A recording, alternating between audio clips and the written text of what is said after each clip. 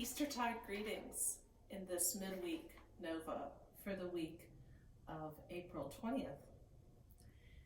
It is good to be with you again in the Resurrection Chapel on this Wednesday morning, and it is still Eastertide and we're still in the 50 days of Easter. This morning, as the nation and most of the world is preparing for this new way that we are together in this pandemic and the opportunity to begin to reopen, I came across this poem by David Wyeth called The Bell and the Blackbird. And it's a story, I'm going to put the text with this Nova, it's a story that is inspired by a monk who is a cloistered monk who stays within an enclosure for his life and is in the countryside of the monastery. And he's gone out from the monastery in the morning and he's walking the monastery fields, and he comes right up to the edge of the fence that surrounds the monastery perimeter. And as he comes to that place, he hears the bell of the monastery church calling him back to worship. But at about just the same time, in front of him in the field beyond the monastery grounds, a beautiful blackbird flies before him and out into the hills. And he's drawn at the same time by the safety and security of home, of the enclosure, of the monastery chapel, the bell.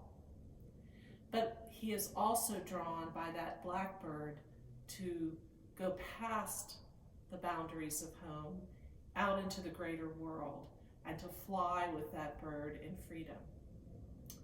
That's where we often are so placed in our lives, in a place of security and enclosure, and a place of freedom and risk in the world. No more so than today. So in these days, where we are trying to determine how much we want to enter into the world again and how much we want to stay in our safe enclosures, it is a both and. We're always in those two places, drawn between those two places, live in those two places. I'd invite you to return to this poem by David Wyeth again and again. Here it is. The sound of a bell still reverberating, or a blackbird calling from a corner of a field, asking you to wake into this life, or inviting you deeper to the one that waits. Either way takes courage. Either way wants you to be nothing but that self that is no self at all.